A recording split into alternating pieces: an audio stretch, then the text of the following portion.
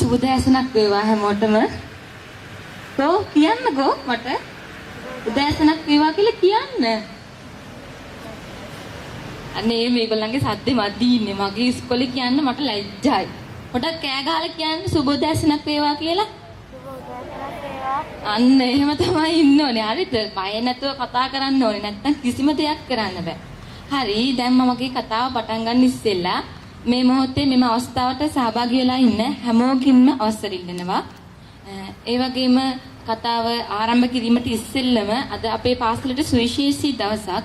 අයි කිව්වොත් ඉමාශි ප්‍රකාශකයෝ විසින් අපේ පාසලට ගණිතාගාරයක් පරිත්‍යාග කිරීමේ අවස්ථාව තමයි මේක.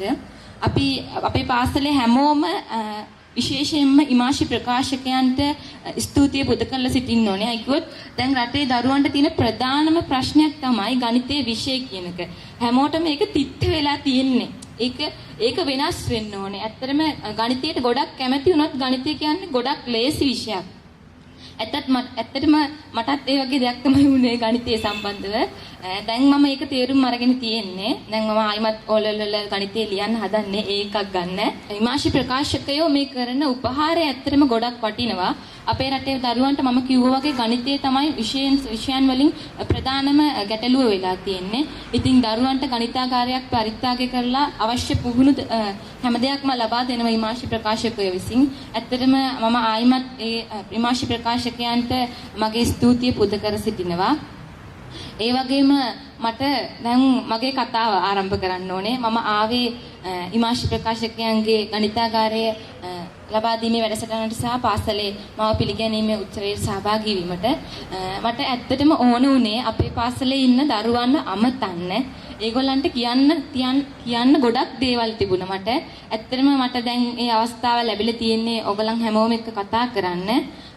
මම කැෂුවල් විදිහට කතා කරන්නම්. මට වේදිකාවක් උඩ වෙන විදිහට කතා කරන්න බෑ. මම හැම තැනටම ගියත් මගේ විදිහට තමයි කතා කරන්නේ. මම ඇත්තටම ඕගලන්ට ගොඩාක් දේවල් තියෙනවා කියන්න. මමත් මේ පාසලේ ඉගෙන ගන්න ශිෂ්‍යාවක් ගාසුධර්ම මහාවිද්‍යාලය. මට පුළුවන් උපරිමයෙන්ම මේ ලෝකයේ ශ්‍රී ලංකාවේ අපේ ගාල්ලේ හැම තැනකටම අපේ පාසලේ නම පුළුවන් උපරිමයෙන්ම වට තියන්න පුළුවන් ලොකුම තැනට දැන් ගෙනෙilla තියලා තියෙන්නේ. මම තවත් උත්සාහ කරනවා අපේ පාසලේ නම ඉදිරියටම අරගෙන යන්න. ඒකට ඕගොල්ලන්ගේ සහයෝගය ගොඩාක් වැදගත්. ඇත්තටම අපේ පාසලෙන් ශුක්‍ර කෙනෙක් විතරක් බිහි වෙලා හොඳ නැහැ. ඇත්තටම එක චරිත බිහි වෙන්න ඕනේ. ලෝකයට අවශ්‍ය චරිත ගොඩාක් බිහි වෙන්න ඕනේ. මම කියන්නේ නැහැ ශුක්‍ර කියන චරිතෙම බිහි වෙන්න ඕනේ කියලා. ශුක්‍ර කියන්නේ මම. ඒක මගේ චරිතය. ඔයා වෙනස් චරිතයක් වෙන්න ඕනේ. ඔයාගේ චරිතය තමයි ඔයා. දැන් මම මලාලා යූසුෆාලි නෙවෙයි. මම ශුක්‍රා මුනව්ව. මලාලා යූසුෆාලි කියන්නේ එයාගේ අනන්‍යතාවය. ශුක්‍රා මුනව්ව කියන්නේ මගේ අනන්‍යතාවය. ඒ වගේම ඔයගොල්ලන්ගේ අනන්‍යතාව තහවුරු කරගන්න ඕනේ. Tamanට පුළුවන් උපරිම තැනට යන්න ඕනේ. ගොඩක් බාධක එනවා තමයි. විවේචනයන් වලට ලක් වෙනවා, ප්‍රතික්ෂේප වීම සිදු වෙනවා. ඒ වගේ ගොඩාක් දේවල් සිද්ධ වෙනවා. ඇත්තටම මටත් ඒ වගේ ගොඩාක් සිදුවීම් සිද්ධ වෙලා තියෙනවා. මම ලක්ෂපති වර්ෂණයට ඉස්සෙල්ලම ගිහිල්ලාම ගොඩක් කට්ටිය මට hina වුණා. ඇත්තටම මම ඒව ගණන් ගත්තේ නැහැ. මට ඒගොල්ලෝ hina වෙනකොට මගේ හිතට ලොකු ධෛර්යයක් ආවා. ඇත්තටම දරුවන්ට තියෙන ප්‍රධාන ප්‍රශ්නයක් තමයි ඇඳුමක් ඇඳත් අනුන්ගෙන් අහන මේක හොඳයිද කියලා. ඒගොල්ලෝ හොඳ නැහැ කිව්වොත් ඒගොල්ලන්ගේ හිත එතනින්ම කැඩෙනවා. එහෙම වෙන්න හොඳ නැහැ. තමන්ගේ අම්මා තාත්තා කැමති නම්, තමන් කැමති නම් වෙන කිසිම දෙයක් ගැන හිතන්න ඕනේ නැහැ. අධ්‍යාපනයේ පැත්තෙනුත් එහෙමයි. තමන් කැමති සංගීතයට නම් සංගීතය කරන්න. තමන් කැමති නැටුම් කරන්න නම් නැටුම් කරන්න. තමන් සංගීතයට කැමති වෙලා බයොලොජි කරන්න කිව්වොත් එතන මහා ලොකු ප්‍රශ්නයක් වෙන්නේ. ඇත්තටම අපේ මොලේ කැමති අපේ හිත කැමති දේ කරන්න තමයි කැමති. දැන් මම කොමර්ස් වලින් කරන්න කැමති ඉඳන් තමයි මම මේ අංශයෙන් ඉදිරියටම යන්න උත්සාහ කරන්නේ. මට පුළුවන්.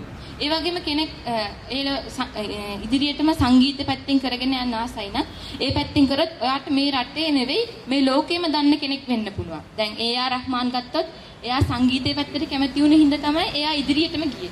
එයා සංගීතයට කැමති වෙලත් එයා බයොලොජි කරොත් එයාට කවදාවත් ඒ.ආර්. රහ්මාන් කියන නම ලෝකයට ගෙනියන්න බැරි වෙනවා. ඒ වගේ ගොඩාක් සිද්ධීන් තියෙනවා.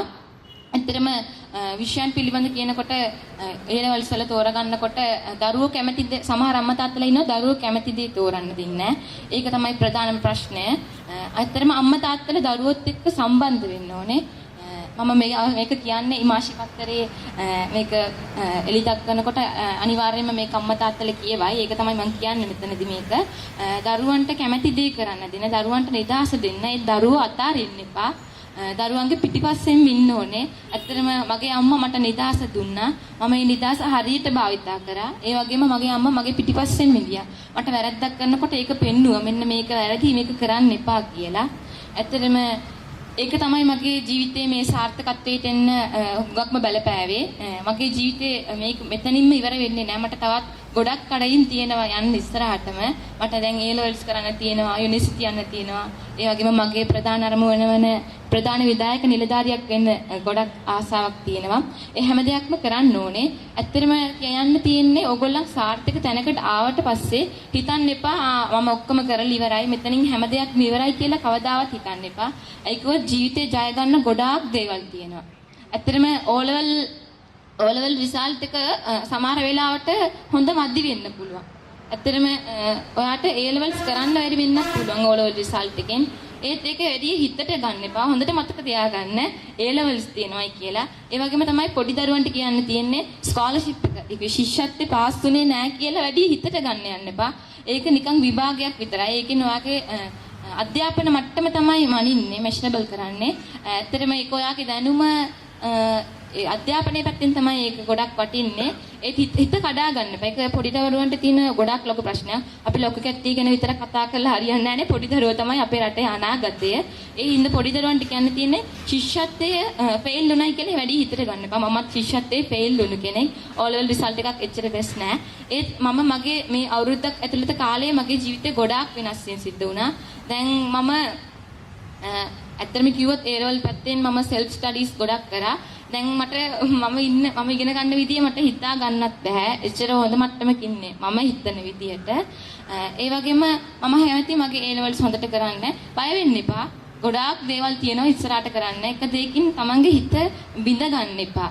ඒ කිව්වේ තමන්ගේ self belief එක තියෙන්න ඕනේ. ඒ කිව්වේ ආත්ම විශ්වාසය කියලා එකක් තියෙනවනේ. අන්න ඒක අනිවාර්යයෙන්ම තියෙන්න ඕනේ. ඒ වගේම තමන්ට ආත්ම තෘප්තිය කියන එකත් අනිවාර්යයෙන්ම තියෙන්න ඕනේ. ඒ කිව්වොත් තමන්ට තියෙන දේෙන් තමන් තෘප්තිමත් වෙන්න ඕනේ. ඇත්තටම ඕගොල්ලන්ගේ ගෙදර දවසකට එක වේලක් කන්න තියෙන ඒක කාලා සතුටින් ඉන්නේ. අදට මේක තමයි අපිට ලැබෙන්නේ තියෙන්නේ කියලා. ඒ වගේම අද දවස් උත්සාහ කරන්න හෙට දවසට 3 වේලම කන්න බලන්න කොහොම හරි. ඒ වගේ දෙයක් තමයි අපි ඇත්තටම අපි හිතන විදිහ වෙනස් වෙන්න ඕනේ. ඒක තමයි අපිට තියෙන ප්‍රධානම ප්‍රශ්නය. අපි හිතන්නේ හැමෝම අපි හිතන්නේ දැන් එක්කෙනෙක් එක විදිහකට හිතුවොත් හැමෝම ඒ විදිහටම තමයි හිතන්නේ. එහෙම වෙන්න හොඳ නැහැ. හැමෝම වෙනස් විදිහට හිතන්න ඕනේ. Taman හිතන විදිහට හිතන්න ඕනේ. අනුන් හිතන විදිහට හිතන්න යන්න එපා. ඒ කිව්වේ තමන්ටම කියන චරිතයක් හදාගන්න. තමන්ගේ ඇතුළත ඉන්න තමන්ව එළියට ගන්න. එතකොට ඔයාටත් පුළුවන් මේ ගොඩක් සාර්ථක ගමනක් යන්න. ඒක තමයි මට කියන්න තියෙන්නේ. ඒ වගේම කියන්න තියන්නේ අපේ දරුවා දැන් කිව්වේ අන්තර්ජාලය. කිව්වේ ෆෝන් එකේ තමයි හැම දෙයක්ම කරන්නේ. ඕනම දෙයක් ඕන වුණොත් YouTube එකේ ගහනවා සර්ච් කරනවා කියනවා. එහෙම වෙන්න හොඳ නැහැ. ඒක තව ටික කාලයකින් ඔයාට අමතක වෙනවා. ඒකට තියෙන ප්‍රධානම හේතුව තමයි පොත්පත් වලින් හොයන්න ඕනේ. මේක ඇත්තක්ද කියලා. එතකොට ඔයාලට ගොඩාක් දේවල් හම්බ වෙනවා. ඒ විස්තරේ විතරක් නෙමෙයි හම්බ වෙන්නේ. මමත් ඒ වගේ තමයි ගොඩක් දැනුම එකතු කරගත්තේ. මට අවශ්‍ය දේ මම YouTube එකේ බලන්න යන්නේ. මම පොත්පත් වලින් හොයනකොට ඊට අමතරව මට ගොඩාක් දේවල් දැනගන්න ලැබිලා තියෙනවා. ඒක තමයි මට කියන්න තියෙන්නේ. ඒ කිව්වේ ෆෝන් එකට විතරක් සීමා වෙන්න එපා. පොත්පත් කියවන්න. ඇත්තටම අපි බලන දේ ඇහෙන දේ තමයි අපිට ගොඩක් වැදගත් වෙන්නේ. ඒකෙන් තමයි ගොඩක් දේවල් මතක තියාගන්න පුළුවන් වෙන්නේ. අනිත් එක කියන්න තියෙන්නේ කටපාඩම් කරන්න යන්න එපා ඕනම දෙයක්. හැමෝටම තියෙන පුරුද්දක් තමයි පොත අරගන්න වඩ මේ කටපාඩම් කරනවා විභාගයට ලියනවා හරි. ඊට පස්සේ සතියකින් නැගුවොත් කිසිම දෙයක් මතක නැහැ. එහෙම වෙන්න හොඳ නැහැ. ඇත්තටම අපි ග්‍රහණය කරගන්න ඕනේ හොඳට. එතකොට තමයි ඒක අපිට ඉදිරියටත් භාවිත කරන්න පුළුවන්. දැන් මම පොඩි කාලේ ඉගෙන ගත්ත දේවල් මම කටපාඩම් කරේ නැහැ. මගේ මතකයේ තිබුණා. මම ඒක මතකේ තියාගත්තා. ඒ හින්දා තමයි මට මේක මේ රක්ෂපති වැඩසටහනට ගිය වෙලාවේ ගොඩාක් ප්‍රයෝජනවත් වුණේ අවුරුද්දකට පස්සේ.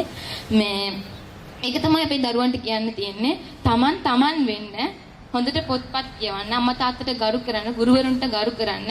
ඇත්තටම මම අම්මා තාත්තටයි ගුරුවරුන්ටයි ගරු කරපු එකේ පිනක් තමයි මට ලැබුණේ. ඇත්තටම මම ඒක හැමතිස්සෙම හිතන එකක්. ඒ වගේම මගේ පාසලිනුත් මට ගොඩාක් උදව් ලැබුණා මේ ජීවිතේ සාර්ථකත්වයට යන්න. ඉතින් මම දැන් මගේ කතාව අවසන් කරන්න යන්නේ. මම විශේෂයෙන් කියන්න ඕනේ මෙම අවස්ථාවට සහභාගී වූ ඉමාශි ප්‍රකාශකයන්, ඒ වගේම අපේ පාසලේ විදුහල්පතිතුමන්, කලාප ගණිත අධ්‍යක්ෂකතුමිය හා ගණිත උපදේශකතුමාණන්, ඒ වගේම නියෝජ්‍ය විදුහල්පතිතුමා සහ තුමියන්, අප පාසලේ ගුරු මණ්ඩලයේ සහ අනන්තින කාර්ය මණ්ඩලයේ ඇතුළු පාසලේ සහෝදර සහෝදරියන්ටත් හැමදෙනාටත් ගොඩක්ම ස්තුතියි මේ අවස්ථාවට සහභාගී වුණ එකට. අන්තිමට මට සපේ පාසලේ සහෝදර සහෝදරියන්ට කියන්න තියෙන්නේ තමන් විදියට ඉන්න. එතකොට ජීවිතේ කිසිම ප්‍රශ්නයක් වෙන්නේ නැහැ. අනුන් තමන්ව විවේචනය කරනකොට ඒක වැඩි හිතට ගන්න යන්න එපා. ඒක තමයි මට කියන්න තියෙන්නේ. මම නැවත වාරයක් මෙම අවස්ථාවට සහභාගී වූ සියලු දෙනාටම ස්තුතිය පුද කර සිටිනවා. මගේ කතාව අහගෙන හිටපු ඔයගොල්ලන් හැමෝටම ගොඩක් ස්තුතියි.